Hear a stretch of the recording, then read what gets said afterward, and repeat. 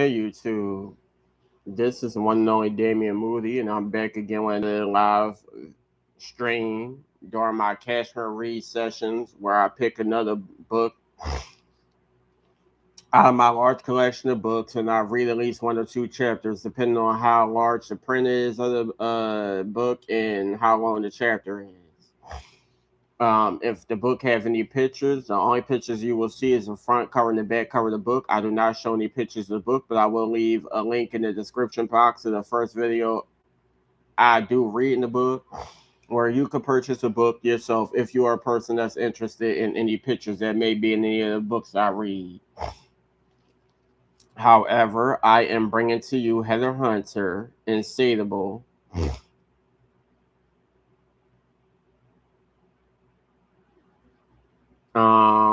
The Rise of a Porn Star. This is a novel by Heather Hunter with Michelle Valentine.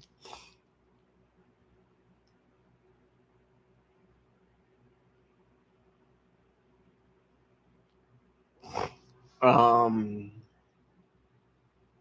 well, the information on this book, it says from one of the top names in the adult industry, the adult entertainment industry comes a scorchingly hot tale inspired by Heather Hunter's own emergence into the porn world.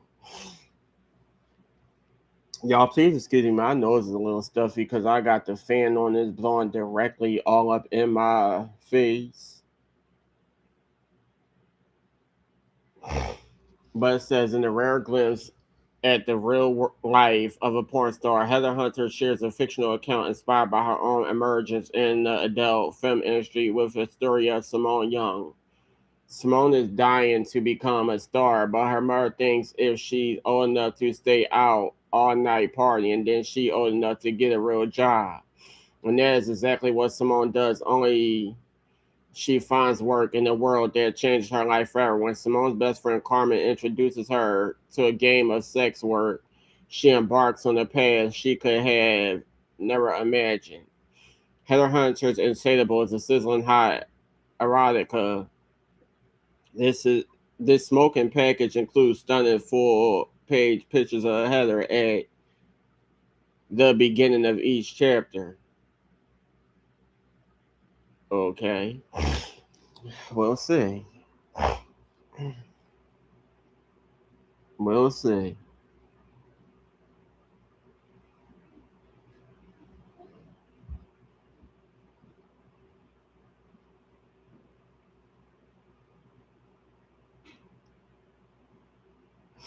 I think this is the only book written by Heather Hunter, but Heather Hunter is a well-known adult film star. She's also known for being in Tupac's "How Do You Want It" uncut version of the music video. Was she in the original version? No, I think she's in the more uncut version of the music video. Heather Hunter been doing her thing for years. She have been speaking in a lot of interviews about her life and stuff. And I've gotten this book some years ago. I don't know what happened to it, so I had to get a second copy. And I feel like it's going to be interesting for my adult fans that may come across my videos and want to hear me read, although I might fuck up on words from time to time, but hey, it is what it is. This is the back cover if anyone's interested in knowing what Heather Hunter looks like. Although this book was released in what 2008, so this is an old photo. Um,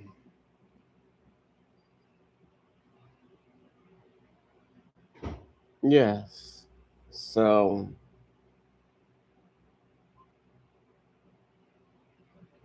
let's get into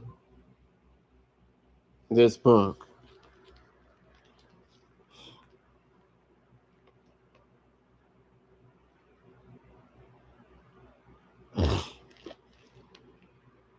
Um,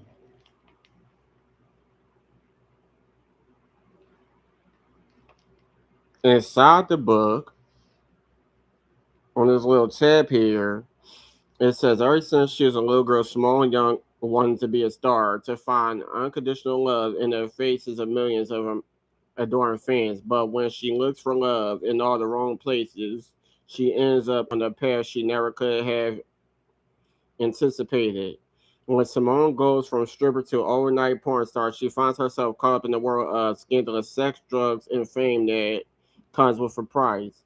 Simone soon learns that to play with the big dogs, you got to be willing to go all the way, and almost loses herself in the process. But she is determined not only to survive, but to find the love she deserves. The question is, what will it cost her in the end?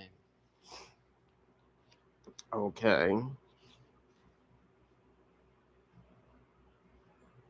So yeah, this book was done in 2007.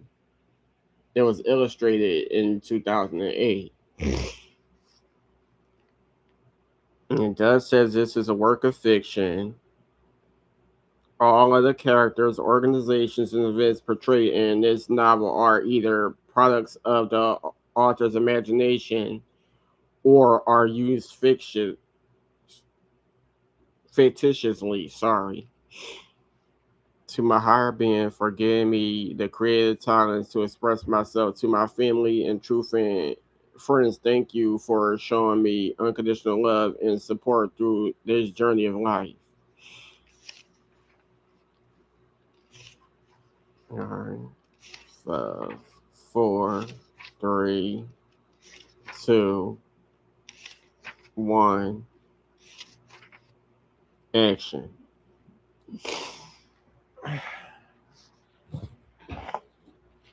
September 1992. I am not focused on the people who are watching the descended scene of which I am a part unfold. Instead, I'm focused on my job and a massive chocolate dick I had sliding smoothly across my eager tongue, taking in every single inch of its splendor as my mocha complexion stood moans in ecstasy, enjoying a professional blowjob as only I can give it, licking his glistening shaft up to his base and along its muscular vein external walls. But as the tick of the camera rolling behind me resonates throughout the atmosphere amid my partner's animalistic grunts, I hear a melody. What is the hook to that sappy song by that chick, Deborah Cox? How did you get here? Yeah, that's the melody I heard in my head like a never ending stream. Oh, excuse me. As I allow more saliva to drip from my succulent crimson colored lips upon the head of this of his throbbing member. The words to the song grow louder in my head as if someone has turned up the volume on the both speakers playing crisply within the crevices of my mind. How did you get here? There it goes again.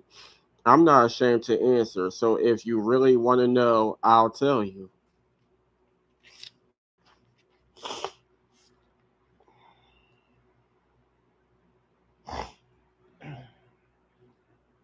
Once again, like they said, this book does have pictures throughout of Heather Hunter.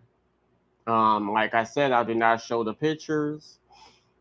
Some of these pictures may be a bit provocative, and I do not want to get banned on YouTube. So, the most you'll see is the front cover and the back cover if I choose to lift the book up at any time. Please feel free to purchase this book if you're a Heather Hunter fan, if you're a fan of erotic, pornographic books, or if you just need a good read. The link is in the description box. This is chapter 1, A Taste. The story of my life, while it's not so spectacular to me when compared to the average person, I guess it is rather unique.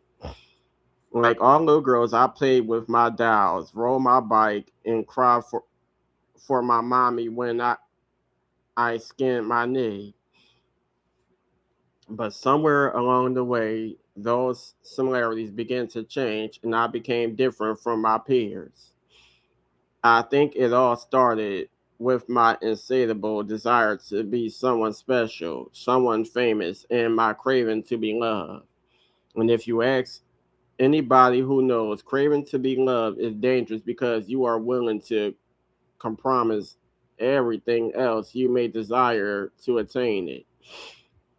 Like many young people at age 18, I thought I knew it all, including the specific direction in which I wanted my life to go.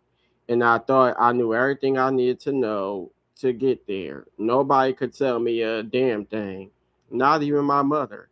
And boy, did she try. But my mother's way was not the fastest road to accomplish anything, never mind achieving stardom.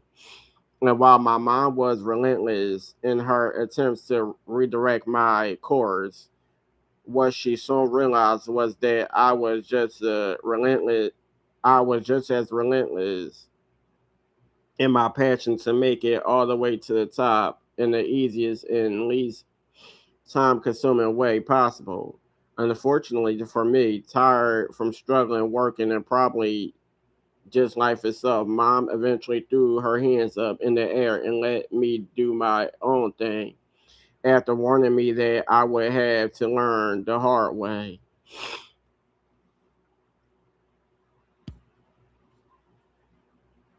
A single divorced mother of two, Francine Young worked three jobs to provide for my older sister, Regina, and me, and to maintain the three-bedroom house left to her by her grandmother. When her marriage to our father was coming to an end, Mom decided that it was time for Dad to go, but it took everything out of her to maintain the lifestyle that we were used to living. Between paying for dance class for me and living expenses, Mom was forced to give up her dreams of owning her own hair salon in an effort to make ends meet and take care of us. Sometimes she was going 16 hours a day, 7 days a week, which obviously didn't leave much time for her to spend with us. So we were pretty much forced to raise ourselves.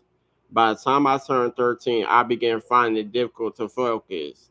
As puberty took over, I started feeling emotions and desires I had never felt before. Oops.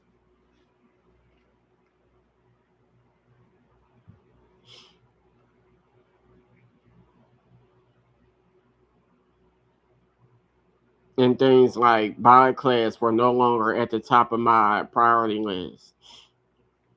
Besides, since mom was always working, it was up to me to get myself to class, and the streets were starting to call my name loudly.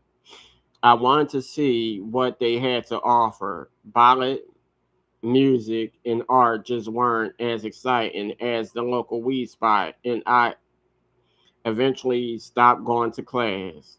When mom caught wind of all my absences, relieved not to have to pay a bill anymore, she simply let me drop out. Of course, this only led to trouble because anybody who knows can tell you that boredom, lack of focus, and puberty are the three ingredients that make the most troublesome stew. With our dad MIA and mom gone most of the time, Regina and I knew this recipe all too well. I started getting into trouble and doing plenty of shit I knew was wrong. Right around the time hip hop was born, and I quickly became mesmerized by the culture. Rapping and graffiti art was far more interesting to me than anything I was learning in the classroom, and cutting school became my favorite pastime. Since drawing was one of my passions, when I met Ding, one of the best graffiti takers in my neighborhood, I would do any and everything to be around him. With his adventurous spirit, he quickly became my idol, and he was more than willing to teach me the art of tagging. The adrenaline rush I would get when we jumped down into the tracks in the subway station was indes- indescribable. The instant smell of old and new piss that permeated the dark, rat-infested tunnels made for a wild and creepy, danger-filled experience. The police were also always on our heels, ready to arrest us for defacing New York City property, which made the thrill that much more exciting. I always knew that we had to get in and out quickly or risk being caught in jail or worse. Turned over to my mother. Still, on any given school day afternoon, Ding and I would run through those scary tunnels to the train yard where we find paradise. Clean, racing trains seem to rest there, wanting to be, just waiting to be tagged, and we happily obliged. My name was Stacy, and I carry a knapsack filled to the brim with every color spray paint you could imagine. And the bunk of it sometimes made it difficult to run. On one occasion, I was forced to drop my bag as I heard the weighty footsteps of the cops approaching in the darkness. Ding went one way while I went another, knowing that if we separated, they never get us both.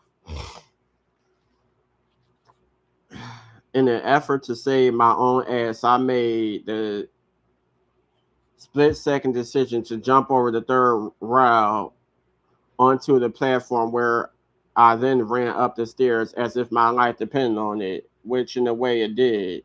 As I arrived on the uptown side, the D train was about to leave the station. In the nick of time, I forcefully thrust through the closing doors and dropped, panting, into a seat. When I looked up, all eyes were on my paint covered face and clothes, but I was safe. I don't remember what happened to Ding that day. The only thing I cared about was that I had won the game.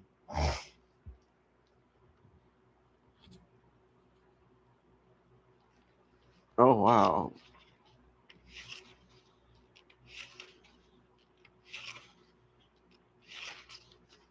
Damn.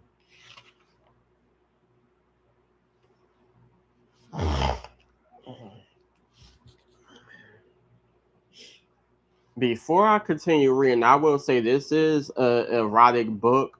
Like I said, she is a porn star, so this book does get a little sexually explicit. I'm just warning y'all.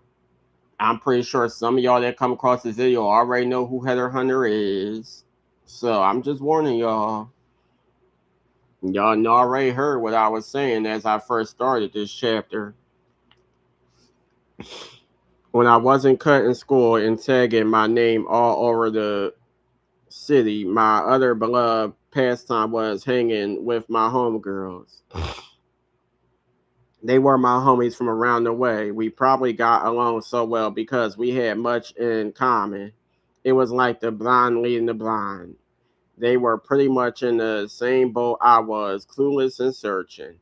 With her mom strung out on crack, Ebony had no choice but to live with her 80-year-old grandmother who did her best, but who was definitely no match for this overly boy crazy teen with low self esteem and raging hormones. Jessie, on the other hand, lived with her mother, but Miss Faye always found her much younger boyfriends far more interesting than her teenage daughter.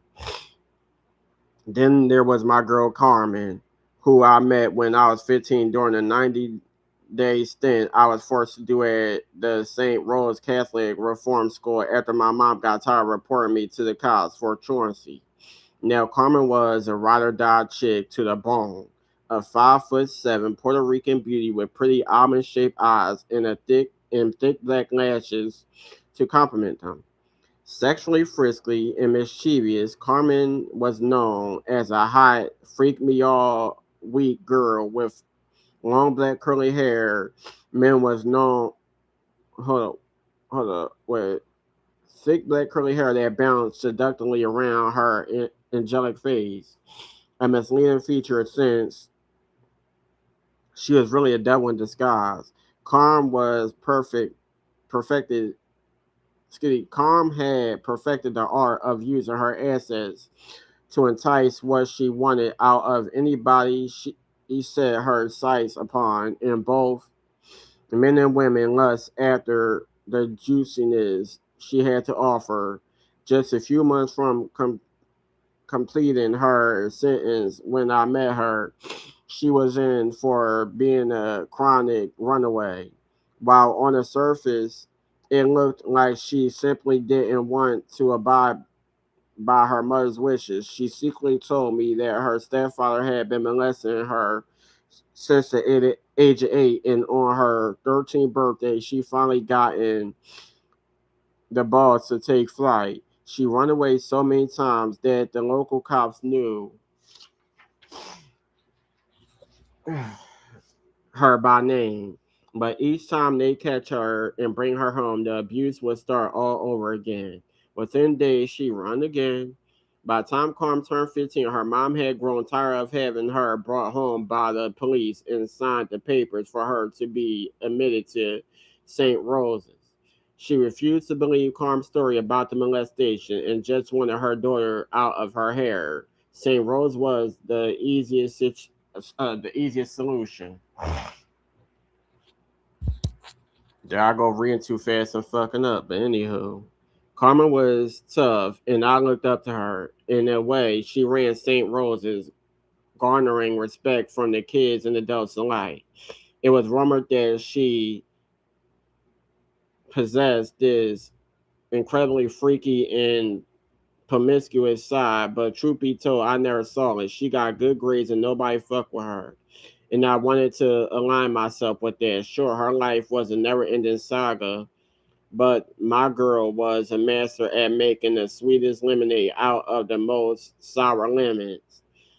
Connected through our dreams of becoming famous, Carmen and I became fast friends, watching each other's back and helping each other get through our stint any way we could. Since my own sister and I didn't see eye to eye on too many things, I was glad to have some sister friends who I could count on and call my own. They gave me the feeling that I belonged somewhere because while I love my older sister dearly, she just, I mean, she was just too weak for me. Oh my God. Whenever I looked at her, I promised myself that I would never be anything like her. Even though we both started out with big dreams, Regina had given up all her power to a guy whose sole purpose in life was to use and abuse her. I, on the other hand, was determined to make my own happiness and my own money and to maintain my own power.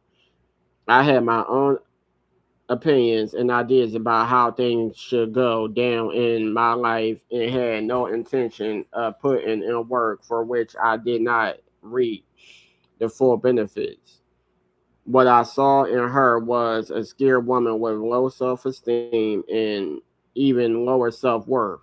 I guess her father's absence had manifested itself that way for her, but that could never be me. I often told myself I craved the good life, fly clothes, blinding jewels, fast cars, and unlimited cash, and I wanted to be among those who craved the same things.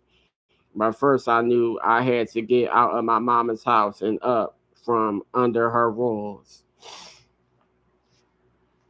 Hanging out was my way to escape. While I party every night if I could, Friday was the night that I always found my own way to some underground spot, hoping to meet someone who could help jumpstart me toward my goal. Basement parties, house parties, block parties. If it was a party and there were lots of people, I was there. Like Lotto, you gotta be in it to win it. And this particular Friday was no different. Oh my god, my nose is a little stuffy and itching, and I'm trying to get through the rest of this chapter.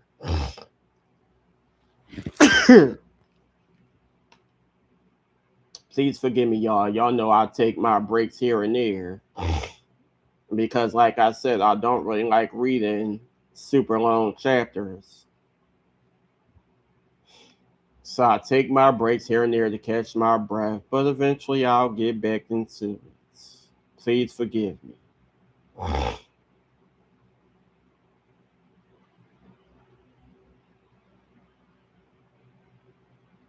Shit, I know if y'all was reading like me, y'all be taking y'all breaks too, especially if your nose start itching. But that's because I got this goddamn fan on. It's blowing all in my damn nose, and I usually get what you call seasonal allergies, which cause my nose to stop the stuff up. Um, and it can be a bit annoying, but I'm used to it. I've been going through this since childhood. So hey, it is what the fuck it is.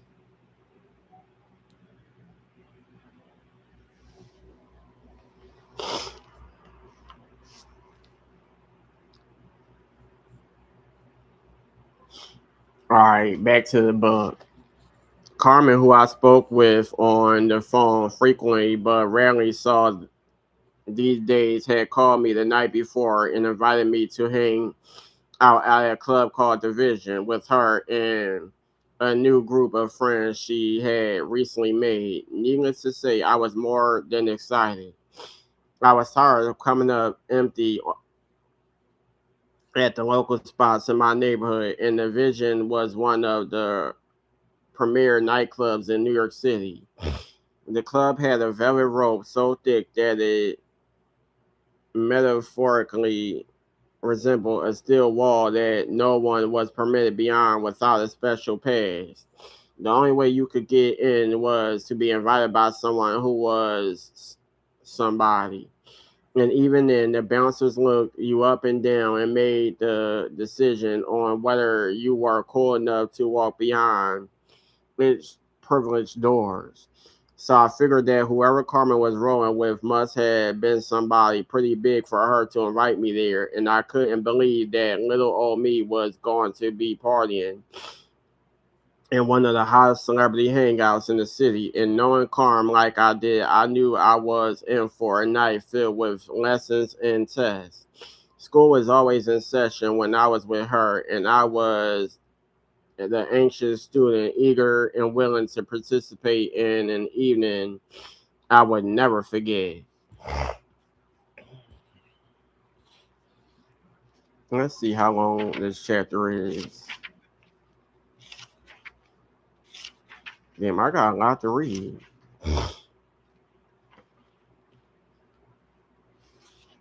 Mm.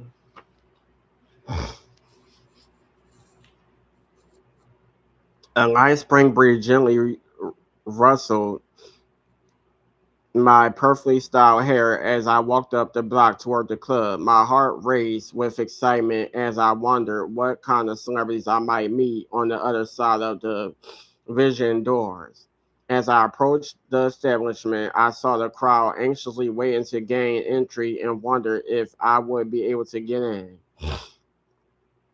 During our conversation the night before, Carmen had told me to go to the rope, ask for Milo, and tell him my name, and I would be granted immediate entry. While those directions had sound fine on the phone 24 hours earlier, at that moment they suddenly didn't seem like they were going to work. Still, I managed to make my way to the front of the mob with hopes that Milo would be available to slide the rope aside from me. Sorry.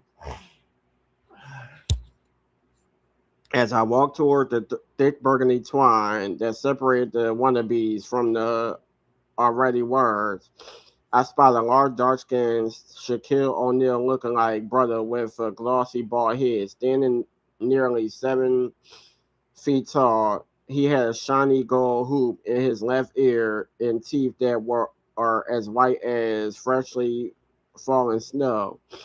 When our eyes met, he made his way over to where I stood, and before I could ask him anything, he spoke.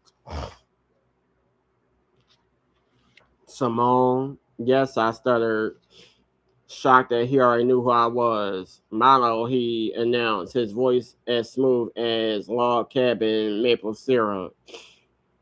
Carmen's waiting for you in the VIP lounge, he continued as he peeled back the rope for me to enter. After clamping the neon pink plastic bracelet upon my wrist, Milo nodded in the direction of the door and smiled again, revealing the pearliest whites I had ever seen in my life.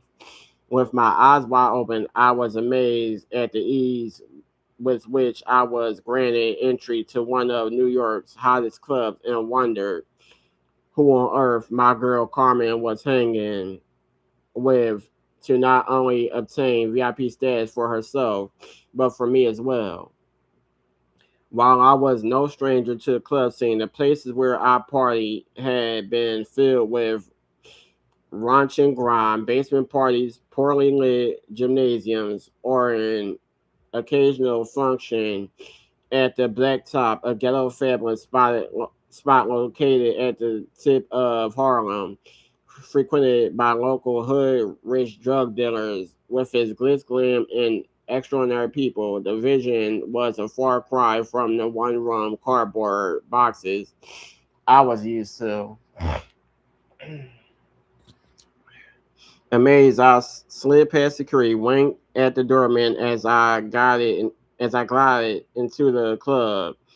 Once I was inside, the music surged through my body as I walked through beautiful burgundy and gold curtains that hung throughout the massive room. To say that I was completely mesmerized would be an understatement. I had certainly never been to a place as grand as this before, but it was all that I imagined it to be and more. Of course, I was in heaven. As I maneuvered through the crowd, waving in and out and between the people to get across the club, I was spellbound by the atmosphere. The club's lights flashed to the beat, and as the bass permeated my veins, I really wanted to dance. I knew I was a good dancer, but being in such a huge and hit place made me feel a bit self conscious. Eagerly trying to find Carmen, I looked around the smoky club, bouncing up and down on my tiptoes. I diligently searched the dance floor, but my friend was nowhere to be found. I knew she had to be in there somewhere, or else Mello wouldn't have been so willing to let me in. But for the life of me, I couldn't find her anywhere. As sweat formed in the droplets upon my forehead, I decided to head toward the ladies' room to freshen up. I definitely wanted to look my best when I finally found Carmen and her important friends. Eager to dab my face with a wet paper towel, I swiftly pushed the swinging door and stepped into a hazy tile room. However, I stopped short just at the entryway, wondering if I should turn around and go back out when I spied 2 girls taking a hit of coke off the bathroom sink. They looked up as I walked in, and I did my best not to make eye contact, trying to act like it was nothing, figuring it was best that I made a beeline toward one of the stalls. I headed to the one at the farthest end of the room, ensuring them some privacy. But when I pushed open the metal door, unlike the drug scene I had just witnessed, the scene that greeted me had me frozen to the floor. Like a loud porno flick before my very eyes, there were a couple fucking right there in the stall. A sexy black guy was sitting on a toilet lid with his Asian hottie straddling his cock, riding him like a bull. Oh my God, excuse me, I exclaimed. I was embarrassed, but my eyes were locked, watching the girl's pussy slide up and down his massive two-tone dick. It was as if I fell into a trance. As my nipples tingled and hardened beneath my purple halter, I stood there paralyzed, staring at them. Suddenly, sensing my presence, the guy looked up. You want some next? Sexy snap, catching an unexpected case of laryngitis. I was unable to reply. If not, close the door, bitch. He continued. I snapped out of my daze and backed up, letting the door close. When I looked around the foggy room, it seemed like all eyes were on me. Still refusing to make eye contact with anybody, I made a quick exit and followed my nose out of the bathroom and back into the crowd. No sooner had I escaped the restaurant when a very butch looking female bumped into me, stopping me from returning out into the club. Standing about 5'10", she had a low cut, bleach blonde Caesar and a pack of cigarettes rolled in the left strap of her gray white beater, as if I were a well seasoned piece of filet mignon. The butch pulled a toothpick she'd been gnawing on from her mouth and licked her ashy lips. You must be looking for someone to fuck. I can fuck you so good you won't never think about dick again, she told me. No, I'm okay, I hesitantly replied. I'm just looking for my friend. Well, if you don't mind your friend, well, if you don't find your friend, baby girl, I'll take you home and pound that pussy right, you hear? She put the wooden stick back in her mouth and eyed me up and down before moving out of the way to let me pass. I had only been in the club 30 minutes and had encountered more craziness than I had ever experienced in my whole life. The vision clearly lived up to its reputation and so much more in so many ways. I had always wondered what it would be like to party there, but I never expected it would be so wild. As I made my way out into the club, I noticed a section covered by heavy drapes. From the way it looked, it seemed that only certain people were allowed in, so I figured it must be the VIP room. As I made my way over to peep through, a very tall person pulled the curtain aside. I wasn't sure if the individual was a man or a woman, but given all the unusual sights I had witnessed since entering the club, I was not surprised by his presence. We been and waiting for you, Miss Simone. She grinned. How do you know my name? I asked, incredic- incredulously. Come on in, Carmen is over there, boo. She replied, dismissing my inquiry. I looked to where she was pointing, but I didn't see my friend. All I saw was a room jam packed with glamorous people. Get on in here, girl. They're waiting for you. She said with a snap in the air before stepping aside for me to enter. And telling Miss Diva Divine sent you, she called from behind.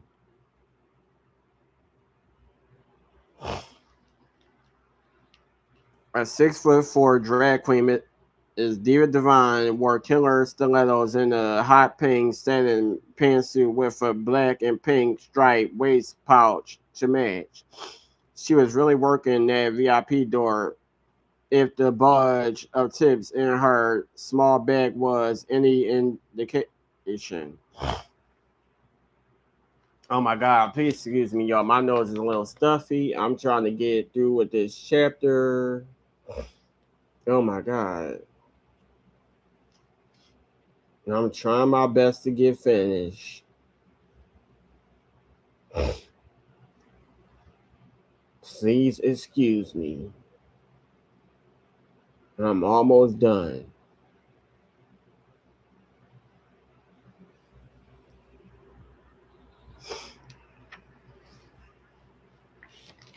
Oh my god.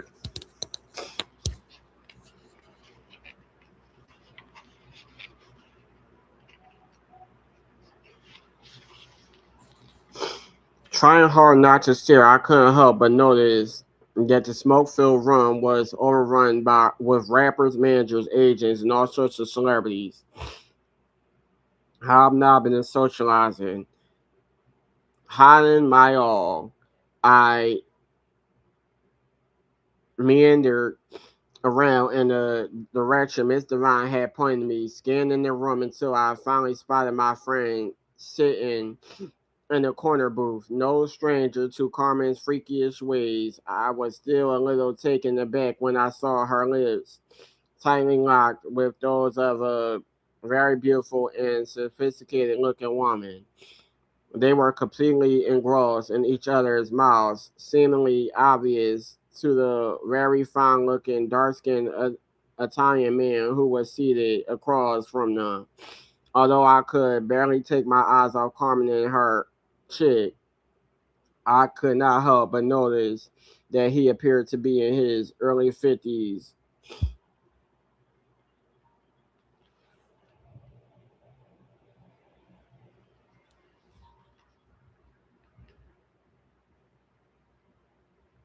burly and extremely wealthy.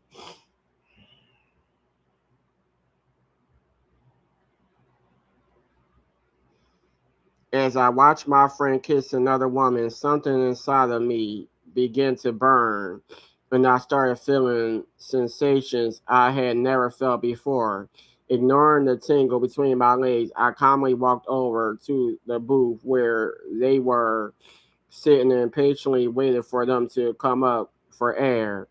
After about a minute's time, Carmen reluctantly pulled away, wiping the corners of her mouth before she looked up. Simone, she exclaimed, excited to see me and jumping up to give me a big hug. You look fabulous. You turned out to be a sexy little mama after all, she continued as I laughed heartily, hugging her back. Turning to her buddies on the couch, she said, let me introduce you to my associates. She smiled, pointing to a very leggy, gorgeous, dark haired woman with the bluest eyes I had ever seen. This is Vika. She's a big time model from Germany. And since she's only in town for one more night, I figured we could end this night with a bang, get her some memories to take back overseas with her. Carmen laughed. Vika seductively smiled at me while swinging her lovely crossed legs beneath the table. In this, Carmen continued, is George Luca Satani. He's a high fashion photographer from Soho. He's photographed all the big ones. You know, Beverly, Amon, Christie. You know, the superstars. Hi, I smiled, reaching over to shake their hands. Without hesitation, Rika came straight out and with a heavy German accent inquired, do you do coke? Because I would love for you to lick some off my nipples. No, I nervously replied.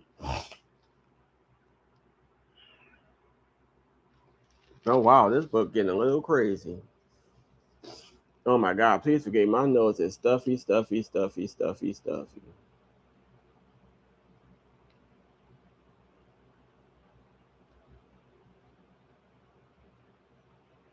Y'all gotta forgive me. I gotta take my breaks.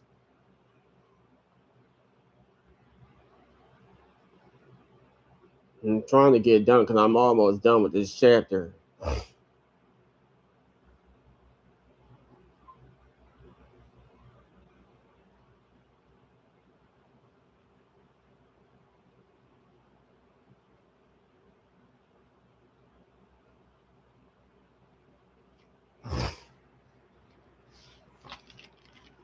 Carmen sat back down upon a plush sofa and motioned for me to sit beside her. As if she'd never been interrupted, Carmen resumed making out with her German friend while George remained quiet and engrossed, openly lusting after me and checking out my supple young body. A perfect erotic vision sitting there in her strapless black dress. Rika seductively sipped a glass of red wine. Her expression said that she was enjoying the attention she was getting from Carmen, who had begun to gently place deep red passion marks up and down her pale neck as her hands were busy between Rika's legs. Although I knew Carmen was the epitome of the Latin hottie, I still never expected to observe her in such an explicit display of sexual exchange. After all, she was my girl when we had shared a room. You'd think I would have known about her bisexuality. Surprisingly, though, it didn't turn me off. In fact, it aroused me in a way I had never been aroused before. As I quietly watched the action taking place in front of me, I became increasingly high. Carmen slowly slid her hand out from between Rebecca's legs and stuck her finger into George's mouth. He sucked on it hard, and I inconspicuously noticed his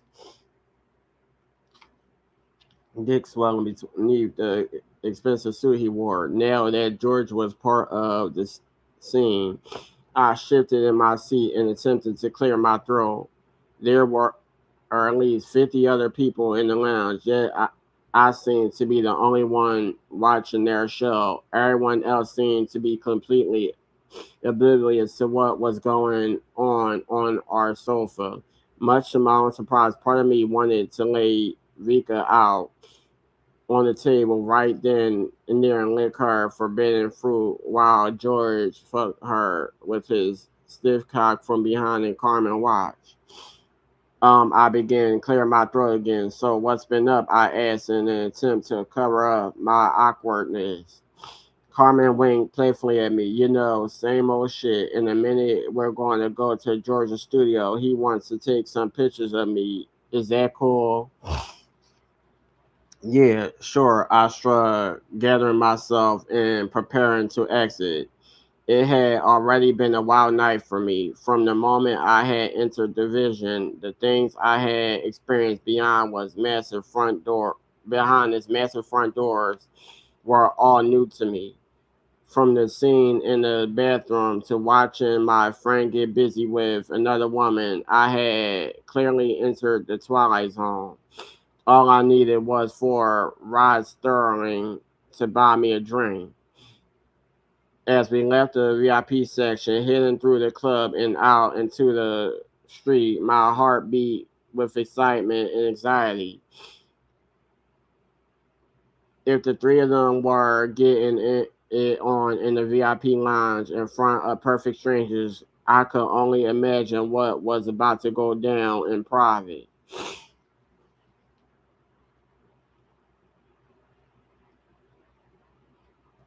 All right, I've been reading for too long. I'm gonna come back to this book a little later. Hold on. Yeah, I'm gonna come back to this book a little later because this chapter has been a little bit long, and I'm almost done, but I just don't. Yeah, I'm gonna come back to this book a little later. Y'all like, comment, subscribe, hit the bell, be notified, and I'll get back to y'all.